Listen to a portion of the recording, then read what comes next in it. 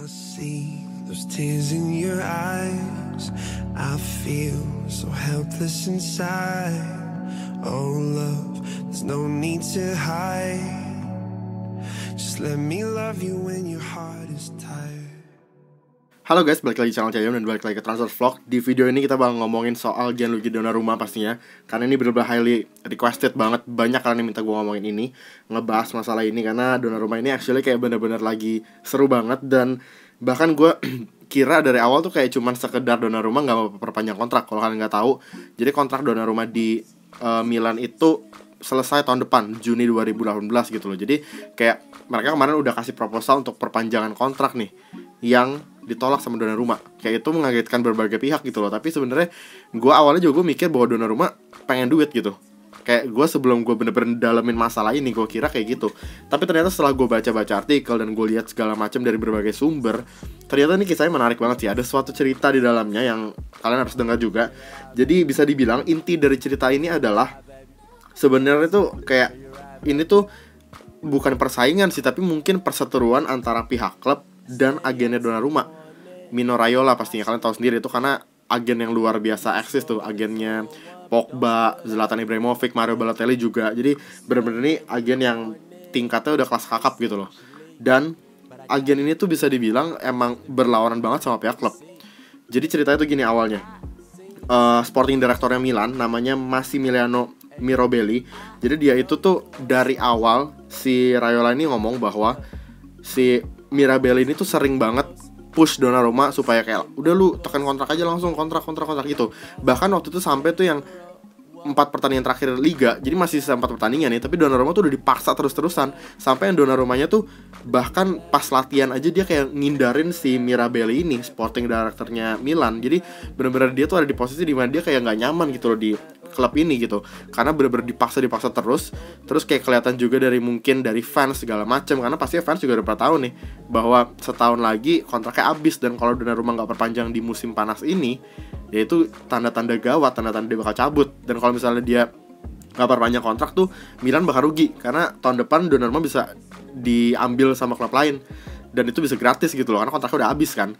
Jadi bener-bener kalau misalnya pilihannya, kalau misalnya buat Milan tetap untung atau nggak rugi adalah Donnarumma perpanjang kontrak sekarang, nggak peduli mau diantar dibeli atau gimana, yang penting panjang kontrak dulu, ada rilis klausul baru kan, atau Donnarumma ya udah dijual sekarang gitu. Tapi yang jelas kan mungkin bisa dibilang Milan nggak siap gitu jual Donnarumma, karena mereka nggak ada penggantinya saat ini. Karena mereka selama ini tuh ngira bahwa Donnarumma bakal aman-aman aja, bakal udahlah tenang, pasti bakal terima kontraknya gitu loh, proposalnya. Dan kemarin pun sebenarnya kayak beberapa minggu sebelum Milan benar-benar kasih Donnarumma proposal untuk extension kontraknya, mereka tuh dan kita semua pun yakin bahwa Donnarumma bakal terima gitu loh, bakal accept, bakal ditandatangan aja perpanjangan kontraknya. Tapi semua orang kaget begitu tiba-tiba 2 hari sebelumnya si Donnarumma ini rapat sama Mino Raiola, sama agennya. Dan entah apa yang mereka omongin, tiba-tiba pas hari H, pas mau tanda tangan kontrak, Donnarumma nolak. Ini kayak gitu. Jadi itu ceritanya, cerita awalnya. Dan ini menurut gua adalah bisa dibilang emang kesalahan dari pihak Milan juga, karena si Mirabelli-nya ini terlalu nge-push Donnarumma segala macam sampai dia berasa nggak nyaman. Terus bahkan ada rumornya bahwa keluarga Donnarumma itu kena ancaman pembunuhan atau segala macam kalau nggak perpanjang kontrak, pokoknya diancam kiri kanan fans. Terus yang kelihatan dari kita adalah ya kayak semalam aja nih, yang bukan malam, kemarin malam pertandingan Euro 21 Italia main, Donnarumma main kan, yang dilempar duit di gawangnya Italia, gawang Donnarumma. Dan pihak klub bener-bener gak ngomong sama sekali, padahal itu jelas fansnya Milan gitu loh. Jadi kayak fansnya Milan itu udah yang segitu parahnya gitu loh, karena mereka udah tahu bahwa Donnarumma bakal pergi. Dan ini gak ada tindakan apapun dari pihak klub. Dan ini menunjukkan bahwa ya emang klub ini tuh kayak apa ya, kayak sengaja ngebiarin kayak gitu loh, kayak semua ancaman. Gue gak tahu ya, cuman maksudnya kayak kelihatannya seperti itu dari pihak kita, karena udah jelas banget tuh fansnya Milan kayak gitu udah diemin kok. Orang udah jelas itu benar-benar menurut gue sih gak pantas banget gitu loh, fans Milan ngelemparin duit apa-apaan coba maksudnya. Dan emang iya, kalau misalnya kalian ngomong iya bang dia mata duitan, tapi bang nih lu main bola itu pekerjaan mereka, dan mereka itu emang tujuannya adalah ya buat nyari duit gitu loh, main bola itu pekerjaan utama mereka gitu. Jadi gak salah kalau emang mereka mau dapat gaji lebih. Sama juga kalian kerja, kalian mau minta naik jabatan, atau kalian mau pindah nih dari satu kantor ke kantor lain, demi apa ya? Demi biar naik gaji, demi biar dapat sesuatu yang lebih biar hidup kalian bisa sejahtera, biar bisa ngidupin keluarga segala macam gitu loh. Jadi nggak pantas banget Donnarumma disalahin cuman gara-gara dia mungkin kontrak yang dikasih sama Milan itu nggak setimpal dengan apa yang menurut dia harus dapat segala macam, atau mungkin dia tahu bahwa dia bisa dapat lebih banyak di klub lain gitu. Cuman menurut gue itu bukan sesuatu yang kayak jadi faktor utama gitu loh, karena gue yakin Donnarumma nggak terlalu mikirin itunya. Maksudnya dia dengan saat ini gaji yang didapetin pun dia udah cukup pastinya gitu. Jadi menurut gue kayak itu bukan faktor utama Donnarumma nggak mau terima kontraknya. Tapi faktor utamanya adalah ya ini, antara dua orang ini, si agen sama pihak manajemen klub, sporting directornya khususnya yang tadi gue sebut, Massimiliano Mirabelli gitu. Jadi bahkan ada satu statement dari Mirabelli, dia bilang, if you don't sign, you're going to stay in the stands. Jadi dibilang bahwa kalau misalnya Donnarumma nggak mau tanda tangan kontrak nih, lu bakal stay, bahkan bilangnya di stands loh, yang artinya nggak masuk ke squad. Karena kalau misalnya dia masih bilang di bench, berarti ada di bangku cadangan. Tapi dia bilang di stands, yang artinya di tribun, yang artinya lagi Donnarumma bahkan gak masuk ke tim nantinya. Itu ancaman dong. Bahkan dari sporting director udah ngomong kayak gitu, udah jelas salah gitu loh. Terus kayak tadi gue udah bilang, kayak fansnya juga udah mulai nyerang Donnarumma segala macem. Bahkan ada sebutan Dollarumma yang menurut gue itu kelihatan banget karbitannya sih. Kalau fans yang bisa tiba-tiba langsung berbalik kayak gitu, dari yang muja-muja Donnarumma, kiper yang bener-bener bagus, terus bisa tiba-tiba langsung ngata-ngatain dia, menurut gue itu karbitan banget gitu loh. Jadi kayak ya itu adalah sebagian segelintir orang yang kayak gitu. Dan udah jelas tuh kemarin pas pertandingan Euro ada bannernya tuh Dollarumma gitu kan. Dan yang paling penting adalah kelihatan banget Milan itu mungkin nggak semuanya gitu loh, nggak semua jajaran petinggi klub Milan, tapi ada beberapa yang nganggap Donnarumma itu kayak aset. Jadi bukan kayak pemain yang seharusnya mereka kayak sanjung-sanjung, karena obviously Donnarumma adalah fans favorit dulu kan, kayak bener-bener pemain yang di isukan bakal jadi kapten Milan beberapa musim ke depan segala macem, kiper terbaik bla bla bla, karena emang dia menunjukkan kualitas luar biasa. Tapi ini malah bikin jadi Milan mikir, wah ini aset nih kayak gitu loh. Karena menurut gue nih ya, ini masuk akal sih, Milan itu mau Donnarumma panjang kontrak supaya mereka bisa perbaruin release clause Donnarumma. Mereka tahu nih dalam waktu berapa musim ke depan, 2 musim 3 musim ke depan, klub-klub model kayak Madrid segala macam bakal habis-habisan ngincar Donnarumma. Karena coba siapa lagi sebut deh kiper yang lebih baik dari Donnarumma di umur yang sama 18 tahun. Menurut gue gak ada sih. Dia terbaik at least di usianya sampai jenjang mungkin 3 tahun 4 tahun ke atas.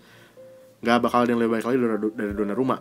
Dan menurut gue ini masuk akal kalau misalnya Milan benar-benar maksa Donnarumma harus tanda tangan kontrak supaya release clause itu bisa diperbaharui dan bisa ada gini loh release clause-nya. Jadi kalau misalnya klub lain mau beli dia, harus ngelewatin release clause, harus memenuhi itu dulu gitu. Dan saat ini ya jadinya jadi situasi jadi nggak enak gitu loh buat kedua pihak. Donnarumma juga jadi kayak ngerasa terancam, mungkin ngerasa kayak terlalu dipaksa atau gimana. Sedangkan Milannya pun juga udah bingung gitu, karena mereka bisa rugi banyak gara-gara ini. Mereka bahkan bisa rugi sampai 100 juta euro kabarnya kalau misalnya ini Donnarumma benar-benar out. Kalau Donnarumma nggak perpanjang kontrak intinya kayak gitu. Dan ini emang kelihatan juga bahwa mungkin emang iya benar agennya Donnarumma, si Mino Raiola ini terlalu ikut campur atau gimana. Tapi ya itu emang tugas agen lah. Kayak agen ini emang tugasnya ya ngurusin hal-hal kayak gini.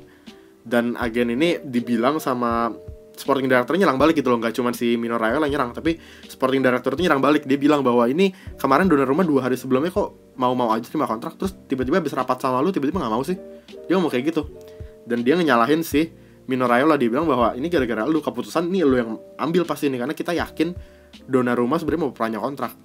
Itu kemarin dia. Jadi pokoknya kedua pihak ini tuh serang-serangan terus. Dan menurut gue ya ini makin bikin kondisi gak bagus sih. Makin bikin Donnarumma antipati sama Milan jadinya nanti gitu loh. Bayangin aja ntar gimana dia mau balik lagi. Dia udah tahu fans-fans Milan pada benci sama dia sekarang. Dan mungkin gak semua, tapi ada fans Milan garis keras yang mungkin benci sama dia atau gimana, gue gak ngerti. Dan itu udah jelas makin bikin situasinya gak enak gitu buat Donnarumma balik ke Milan lagi. Padahal sebenarnya Milan sendiri bilang bahwa mereka bakal tetap terima Donnarumma kalau misalnya dia mau perpanjang kontrak nanti. Kemarin udah ditolak, tapi mereka masih mau kasih Donnarumma kesempatan kedua. Tapi dengan sifat supporternya kayak gitu, menurut gue sih ya kita gak tahu, kita lihat nanti. Nah, dan ini serunya adalah kalau misalnya benar-benar Donnarumma cabut, kemana dia pergi? Menurut gue tim yang paling tepat buat Donnarumma saat ini adalah Madrid. Kenapa? Pertama, kiper Madrid saat ini Keylor Navas udah nggak muda, udah tua. Dan Madrid bahkan nggak punya kayak backup yang benar-benar usianya masih di bawah 20 tahun yang benar-benar bagus. Kedua, Donnarumma ini udah pemain bintang. Dan Madrid emang butuh kiper bintang buat melengkapi Galacticos ya pastinya. Dan siapa lagi kalau nggak Donnarumma yang cocok gitu, dan bahkan untuk aset masa depan gitu intinya. Dan yang ketiga, Donnarumma sendiri butuh tim kayak Madrid. Karena apa? Karena dia harus pembuktian nih di ajang Liga Champions, ajang tertinggi Eropa gitu loh, nggak cuma main di Liga di Serie A doang. Dengan dia gabung ke Madrid, dia bener-bener bakal bisa nunjukin bahwa dia kiper terbaik dunia. Kan dia udah main di kompetisi paling tinggi di Eropa. Itu sih menurut gue paling tepat saat ini Madrid, cuma masih nggak tahu. Dan ini pun masih nggak jelas Donnarumma apakah bakal balik ke Milan, apakah bener-bener bakal pindah, ataukah bakal dia nunggu dulu sampai musim dingin atau gimana, gue gak ngerti. Karena kontraknya masih setahun kan, jadi kayak masih ada kemungkinan banyak gitu loh. Dan untuk saat ini kita masih belum bisa pastiin juga, karena Donnarumma masih main di Euro U21 bersama timnas Italia, jadi kita masih belum bisa dengar kabarnya lagi. Ntar mungkin pas Donnarumma udah selesai main di situ baru kedengeran nih, apakah dia balik berlatih lagi sama Milan atau gimana, ikut pramusimnya Milan. Itu kan bakal menarik tuh kita lihat kan. Tapi yang jelas sementara kayaknya ini dulu yang bakal gue update ke kalian. Jadi terima kasih buat kalian waktu itu udah minta gue bahas tentang ini, dan akhirnya gue bener-bener bahas. Dan untuk video-video lain Milan khususnya masih ada yang gue bahas, tenang aja. Untuk signing gue belum bahas juga tuh kan, gue udah janji kalian waktu itu. Jadi itu masih ntar bakal gue bahas, tapi itu nanti dulu. Jadi kayak itu aja untuk video ini. Thanks for watching. Don't forget to like, subscribe now. See you in the next one. Bye guys.